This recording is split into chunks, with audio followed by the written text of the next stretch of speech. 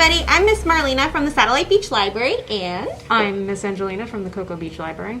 And today, Miss Angelina is going to show me, a total noob, how to play D&D and create a character for the game. Okay, so we went through her character sheet.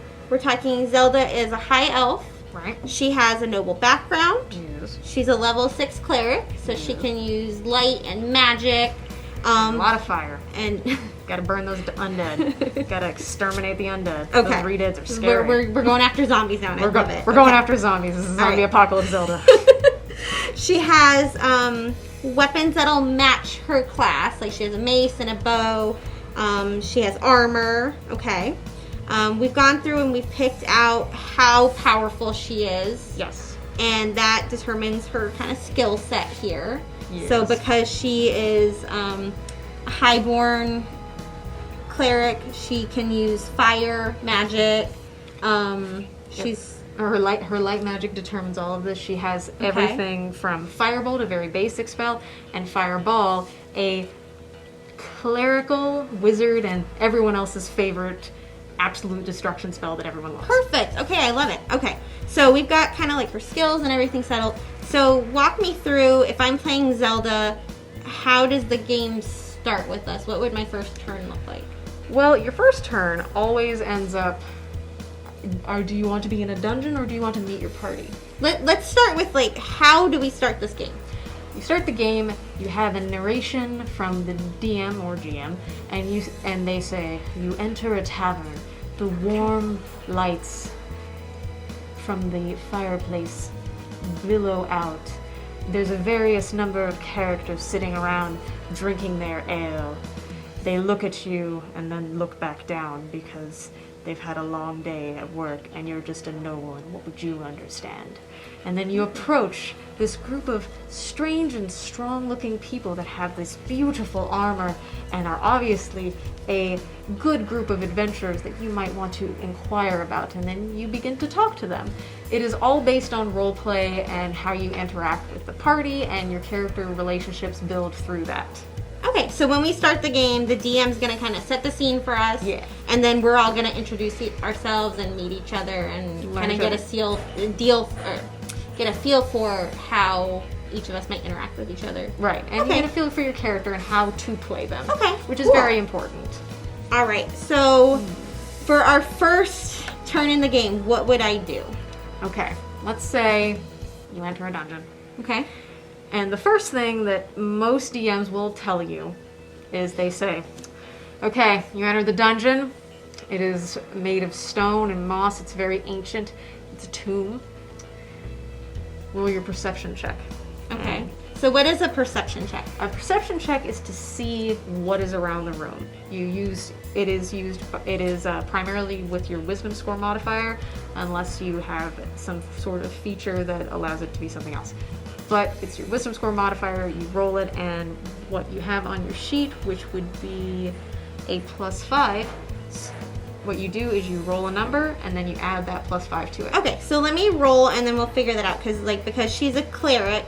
She's very observant, she's very, knowledgeable, she's very smart, she's very learned. Okay, alright, so we'll roll the d20. Okay, so I got a 4, and something tells me that's not really a great score. Yes, you add that with your modifier and your skill proficiency, that's a 9. Your DM might say, you see that a couple of parts of the tomb are a little cracked, but if you had gotten higher, they may say, oh, the sarcophagus is slightly ajar, and you can smell something coming from it that smells vile and disgusting. Oh, nasty. Okay. All right. So I'm going to roll the 20-sided dice for my turn. Yes. And then I'm going to take a look at my skills here and see if I have one that is kind of applicable to this situation. Right.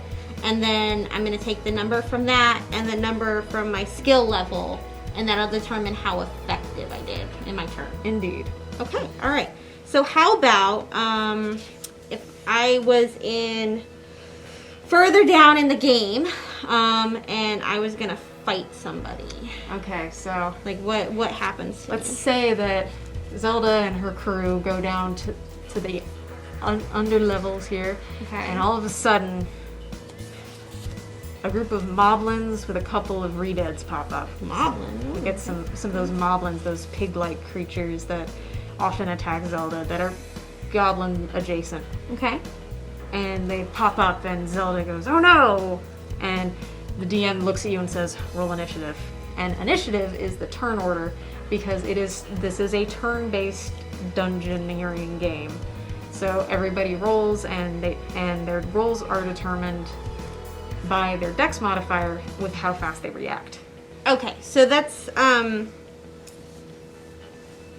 lot. That's a lot. I apologize for No, that's piling fine. that on. Like, that's a lot of information. So let me process it then. Okay. Okay. All right. So when we go into a combat situation, Yep. each one of us is going to take our turn with it. Yep. And we're each going to roll the d20 dice. Right. Right. Okay.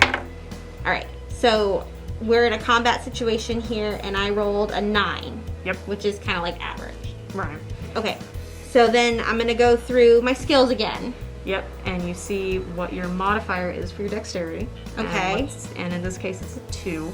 So then it's 9, 10, 11. So you have 11 for initiative. Okay.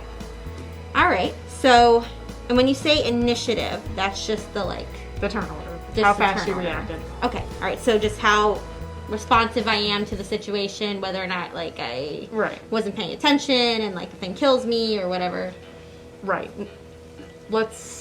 A lot of times when your turn order is kind of on the lower side, it is a benefit to you because it gives you more time to think about what you're going to do. Okay. All right. So I can make a little bit of strategy if I have to wait my turn. Yeah. Because when you have to go immediately, it's much harder to do really anything other than, I attack.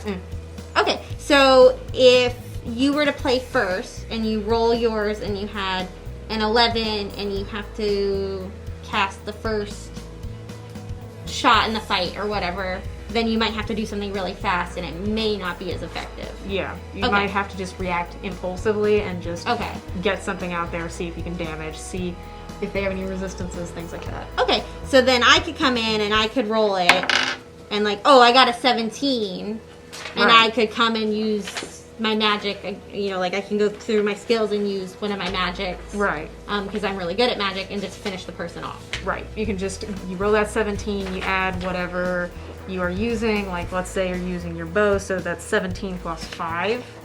Okay. And then you just go. Okay. So it's going to be different turns. Yep. And we need to try to play together to build on each other's strengths to do it. Okay. That's party composition is very important in Dungeons and Dragons. Okay, so it's not just me that has to fight the stuff. We're gonna have a team, and then we're each gonna take turns with it and kind of do cleanup, batting, picking up. If somebody doesn't completely kill the creature, then somebody else can come in and. Right. Okay, and then each turn we start off. We roll the d20, and we get the number from that to see how powerful it might have been. Right. And then we pick our skill set over here to kind of figure out what our action would be in the turn. Yep. Okay. All right. I think I'm ready to play in my first D&D game. I think you are too. Very cool. Well, thank you.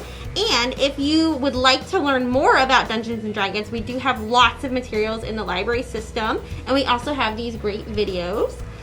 So come check out what we've got at the library, and hopefully it will help you in your next campaign.